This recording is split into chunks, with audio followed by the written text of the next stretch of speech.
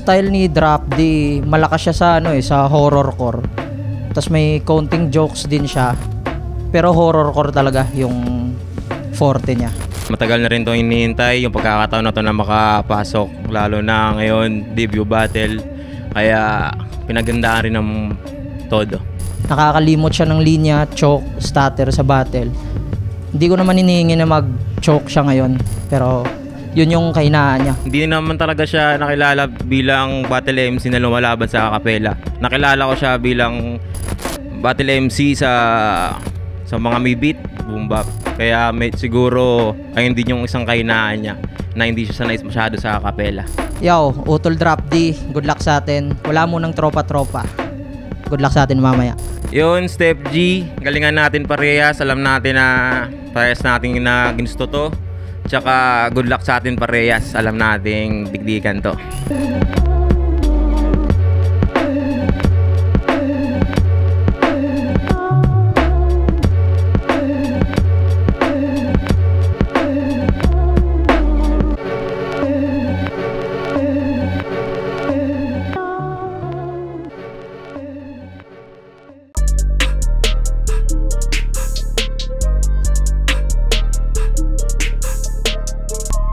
Flip Top, Gubat 12, dito pa rin. Day 2, Mandaue Sports Complex, pangalawang laban ng gabi. Isang malaking shoutouts sa lahat ng mga kasama natin dito, lahat na nagtiis ng panahon makarating sa event natin ngayon. Flip Top magigay para sa parating nating laban. Shoutouts palagi, Hype Beat, shoutouts Doc Panda, shoutouts PSP, lahat ng mga represent collab, lahat ng mga represent collab na hindi natin kasama ngayon, Real Jokes Clothing, Got Bars, at syempre pinakamalaking shoutouts palagi sa buong team ng Rapolo, shoutouts din palagi Dumudoong. Visayas Division represent ang battle na to. Sa kanan ko, Murcia Negros Occidental represent. Para sa inyo, magingay tayo lahat para kay Step G. Mapaulan para ikaw akong paliguan. Sa katamubi yung wala ka panaguan. Tumakas na katuwid din ang mapatuan. Nabi mo sakit ka o sa dulungan. Sa Souljas, MDPK, MS Claw, Paradox BCD, Dirty Cash Apparel, Get a Capca. Shoutout pala sa mga barkada natin na galing pa Bacolod, Kurt Jan Bacan, sa girlfriend niya na Alexandra Garcia. Yun lang mamaya na iba. At sa kaliwa naman, representing Nabas Aklan, para sa inyo magigay tayo lahat para kay Drop D. Manatili sumangguni sa papuri kahit konti ang mawili, importante totoo sila. Sa NGFPT, shoutout kay Doc Panda, Rex Panda, Garay Letra, shoutout kay Jam Jam Mamaya. Sino na? Nanalo ng coin to si Drop D, pinili niya mauna si Step G. 90-second rounds to, pakinggan natin. Unang banat, Gubat 12, Step G. Yo, rinig lang? Flip Top game? Tropa kami neto, kaya sa matching nagulat. Pero parehas panalo kasi parehas nakapasok sa gubat. Pero putok dito kay Kosa. Parang sa ulo may patong. Wala nang tropa-tropa. Earning kay Asong. Bala sa ulo babaon. Tagos sa yung bumbunan. Ako'y nagpaka-OG1 kasi tapos ka na kaibigan. Bagong halimaw daw kagulat. Kulit nitong si Kuya. Feeling animal sa gubat. Porket mukhang gorilya. Corny ba, boss? Pero sunog ka sa linya, parang ulti ni Zeus. Mga boring na rounds, lamon sa akin, o boss, kain ng kapwa animal. Carnivorous. Yeah! Yes, tol, kaon ka. Pag nag-beast mode, lamon ka. Pag nag-set up, naka-pistol, malales po, tumumba. Hawak, head mo, lagot na. Ipipwesto, yuko ka. Pag nag-kiss ka na sa fist ko, tsaka kay Kristo ang punta. Aking rhyme scheme, parang fight scene lang ni Dalsim at ni Dragnil. Habang rhyming, pang elementary, grade 3, section 13. Nakakatawa ka. Pang bading yung rhyming, o bobo, tong Drop D. Pusi ka na laugh trip, yung karir mo pang drag queen. What I mean? Barako yung katawan pero putya paminta. Kaya nung bagong hari ng gubat, baka Reyna pwede pa. 90 seconds na sakit, bigay na oras ni Boss Rick. Labas mo Queen Elizabeth, mamamatay sa 96. Time. Ikaw, nasigawan. Yo! Nag-choke, nung nakaraan, nabitin din sa aking sulat, naantok din sa kapalaran. Akala'y napuntahan maging maling gubat, pero nakakagulat. Binigyan ako ng nagbabatak, nag-aadik. Baka mawalang diin sa pagsukat. Biglang pambungad ni Sir, konting push pa. Kaya binigyan ako ng tulak, gubat game! Yeah! Laban mo sa Motos, screen name mo sa vid, Nathan. Pumayag ka nun, at di ka ba nakakutob?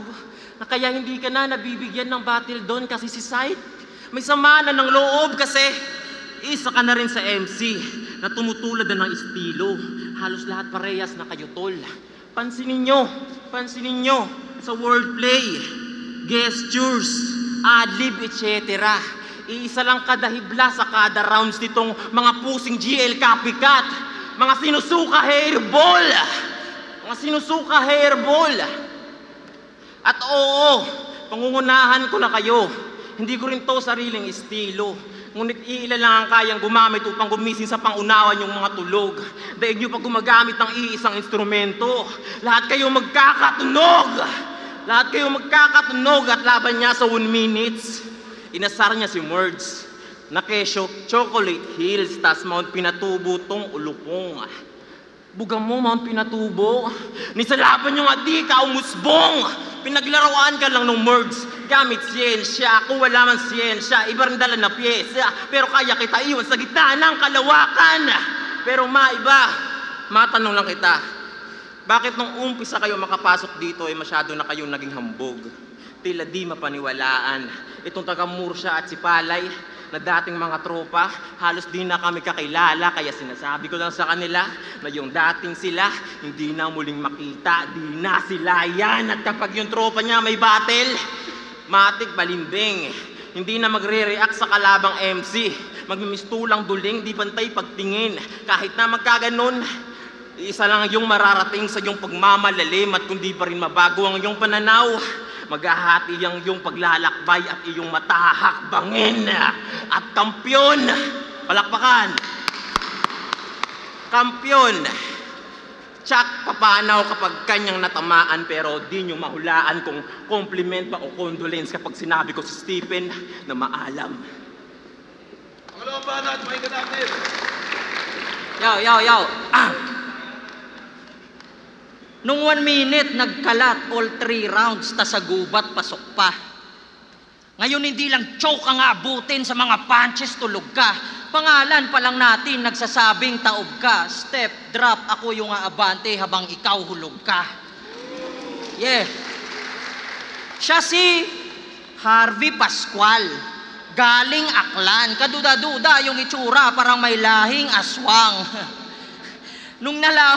Nung nalaman siya kalaban, di man lang na-pressure kay Harvey.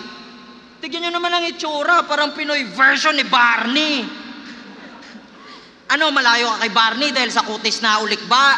Huwag kang mag-alala, pagkatapos kitang bugbugin, magiging violet ka.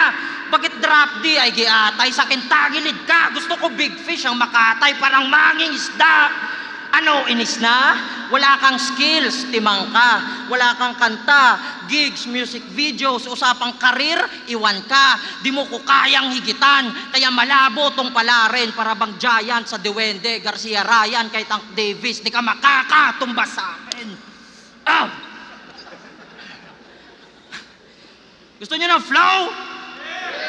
Tung kalaban tumba, para ba nasobrahan sa tungga? Kaya kung pasayawin sila, patayin ka na, gamit lang ay tugma. Ako ay gutom palagi mag-rap, kaya naman uulamin tong wak. Para kung nasa disyerto na uhaw pa mismo kasi kukulangin tong drop. Wak, bagong halimaw to sa gubat. Kaya ikay taob parang nakipag-ungguyan, kalang kay kakarot. Wala kang ipapakitang galing. Ano bang mapapala ko? Ginawa ko na lahat ng hindi mo kayang gawin. Ano pang magagawa mo? Pangalawang banat, pakinggan natin. Yo, game? Sa underground, ang hilig mang insulto, manghamak ng MC di natipuhan. Kapag di niya natripan, buong linya mananapak, tas magtatali-talinuhan, tas biglang maghahamon ng basketball. Baldog naman sa shooting. Akala sa sarili ni Stephen, si Karen na nasa prime, yung tipong crucial na yung game, tas ubos na rin yung time. Nasa 3 points nakapwesto, titira na ang kaso, napituhan yun. Literal na tinawagan ng Stephen on the line. At pre-event review, day 2. Nax, puro papuri. Sa tingin ko, yung nag-review nun, di inayos pagsuri. At dahil doon sa pag-review, magmamayabang malamang sa multis komplikado. Sir, di ko na nga mag-gets yun, tapos parang ginawa mo pa akong obligado. Bakit ba? Ano bang lamang mo sa akin, ha? Rhyming at slanting na parang minagic, dikit-dikit na rhymes sa punchline, one syllabic, gunggong! Turuan kita, yung multi, nasa 2 pantig o sobra sa kada dulo ng line. Tapos yung sunod-sunod na, tapos yung dikit-dikit na iisa yung tugma, tawag doon chain rhyme. Tama ba ako, Sir Luns? Think you break it down. Yan, ganyan magpakita ng tamang asal. Parang bagong release na ng kanta ni Sir Luns, nakarinig kayo ng aral. At sa music video niya, may bit-bit padapala, nakatungtong sa balikat, nakaganon. Bakit mo winawasiwas yung pala? Akala mo ba espada? Gago, panghukay yun! Kaya yung pala, iabot mo na lang sa akin upang ako na magkakapala ng tuluyan. Total pagod ka pa naman sa biyahe, ako nagagawa ng sarili mong bedsheet. Sa akin to, hindi na makatilaw. Ikaw nga itong may beast mode, pero ako dito nagalimaw. At baka sabihin sa mukha lang, uulitin ko lang, sanay na ako sa tukso. Palaging pang pinagyayabang na nakalaban niyo yung slack na na-short sa pantalon ni walangan lukso. Masyado nang nagmamahangin itong sinusulatan, Diyos ko. Di ba kilala ka sa pagpapag-ghostwrite? Ngayon kaharap mo na ako, bakit ayaw mo matakot sa sarili mong multo? Taon-ti natak magiting, lamon angat mabitin, ngayon taon pasilip, kahit paltik tahimik, kahit paltik tahimik, baon kinagat pa nga, ni walang tigil, ngayon tinapat ka pa sa dinawawalan ng gigil. Sa dinawawalan ng gigil, adik, itong tangkay, walang silbi, masisipa, balik katawang kong tangkay, bigti, mabibida, hatid suntok mga kamay. Sabog sindi, matitira. Sabik sa pagputok, pagkabangkay, Step G, makikita. At last, mga nag-aagawan sa ibaba, tila ayaw tumaas, hanggang sa sarili mo ng kusang kumalas. Mataas ang naabot, hanggang sa naging malakas, nanatili ka sa patag habang ako puta lampas. Tayo mo nagpana at pahinga natin. Yo! Tol. Ngayong round 3, malalaman nyo kung gaano si Drop D kamanyakis. Pinasok ang battle rap para sa mga babae makalapit. Tas nag-horror core tong Drop D, pero yung mukha pang horror movie. Awit ka, bro. Imbis na maakit ang babae, natatakot sa'yo. Tigang na tigang makipag-sex, bistado ka, Harvey, umaastang demonyo na bastos. Kaya pala horny. Umaastang demonyo na bastos. Kaya pala horny. Daming diskarte pero hindi mo magalaw. Pag hindi siya gusto, nangihipo na lang. Bakit napakamanyak, hindi ko alam. Siguro anak ka ni Tito Badang. Aminin mo, pang badang pagkatachi mo, oo, yung tito na pervert, pang badang din punches ko, pero yung hero na version, suntok sobrang solid, bomba parang comics, yung punch pag sumampa, parang ongbak lang sa movie, dugyot na uhugin, subsob lang pasuhin, sa akin tugtog, ikay lugmok, tsak na bugbog, aabutin. Sakit tugtog, ikay lugmok, tsak na bugbog, aabutin. Di ka pride ng aklan. Ang ipinagmamalaki doon, tanging Boracay lang. Di daw tinutulungan ng lugar niya. O ba dapat lang? Sobrang kalat mo mag-show. Giatay ka animal sa mga battle panay choke. Kinakatay sa labanan. Wala kang malinis na flow. Taga Boracay ka pa naman. Yeah! At kala mo, nakalimutan ko yung ilong mong parang kabute. Malas mo. Subukan nyo sumilip sa ilong niya, makikita nyo si Papa Smurf. Subukan nyo sumilip sa ilong niya, makikita nyo si Papa Smurf. Hilaw pa mga banatan, puro lang boring lines. Habang ilong niya parang prutas lang na overripe. Ako nag-aapoy ang linya parang shooting star. Sa sobrang init sa gubat, magkaka-forest fire. Yeah! Oo, mainit ako. Iiwang abo, nakakahiyang. Taga Negros pa yung sumunog sa'yo. Simbahan at pahinga natin. Yo! Sabi niya, ako'y taga Boracay naman. Di ba sobrang linaw naman sabi ni Boss Arik, ako'y taga Nabasaklan. Bobo. Yo, game! Game! Mapapahakbang. Mahahakbangan mo lamang ako kung maging talunan ako. Pahalang tayo. Malamang malalamang na mas lamang ako at marami nagsasabi na alanganin daw ako dito sa laban at ito daw dapat ang tularan. Bakit naman ako maniniwala sa sabi-sabi? Di naman to hinuhulaan at garalgal sa pag-deliver. Natural na sa akin pagkatrakista kaya yung boses mapagpatol. Habang sa'yo, masyadong pilit para ka natataing sinasabayan mo pa ng jakol. Gago, di bagay sa'yo ganyang boses, brother. Para kayong matanda doon sa amin na merong Alzheimer. Kakasigaw, nagasgas kalaunan, ani mo'y basag na pinggan, wasak na lalamunan, walang kinakatakutan, tinalikuran na para bang abandonadong tahanan, di natauhan. At marami kang video sa YouTube sa laban sa sarili mong tarima. Oo, marami kang views pero walang makita potential sa'yo, si Enigma. At mas kilala ka nga kaysa sa akin. At maraming napaluhod. Ang kaso pakupasto niyang larawan mo o naging abog sa pagsunog. Sa madaling salita, ito na rin araw ng iyong paglubog. At ito na rin ang naging silbi upang bayad sa iyong pambabarat. Pinaghambing ating estilo, kaya tayo pinagtapat. Hindi niya akalain na malayo ang aming agwat. Napakasaklap. Nagbubulag-bulagan na lang tong hindi makita yung nagbubulag-bulagan na lang tong hindi makita ang gap. Nagbubulag-bulagan na lang tong makita ang gap at huli. Kung may susunod pa, sir, wala na akong pake sa home court advantage. Ako'y malavenom sa batch na to, kaya let there be carnage. At rakista na may hawak na gitara. Standard nyo na makikita. Rakista ang tugtugan. Kapag matik, kapag nag-tuning na ng drop D, makakita kayo ng bagsakan. Bagsak! Ay, best up again, para sa laban yun. Cuba 12, Step G versus Drop D. Mag-iayos pa ang best para sa kanilang pareho. At ang boto ng Urado, 5-0, magigay para kay Step G.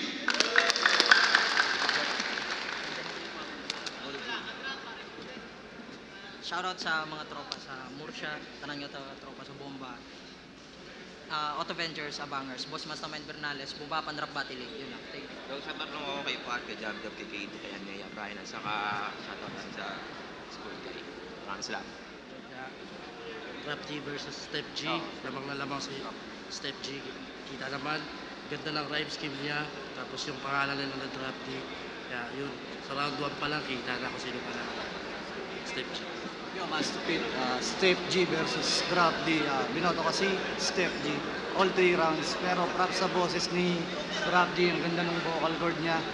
Kahit nawawala siya, nilaban niya pa rin. Pero ang galing din talaga ni Step G. Sobrang linis ng performance. Congrats parehas. Step G, Drop D. Binigay ko all 3 rounds. Step G kasi, si Drop D kasi parang daming starter, tapos parang tingin ko parang hindi siya handa para sa ganitong klaseng tablado. Tapos panay madaming patay na linya. So, pero naman, Step G. Yo, Pen nga pala, in terms of crowd control, rap skills, at iba pang aspeto, mas angat, mas epektibo si Step G, pero props pa rin kay Drop D. Words, binoto ko si Step G. Kita naman sa video, mas lumamang siya para sa akin. So, boto ko kay Step G.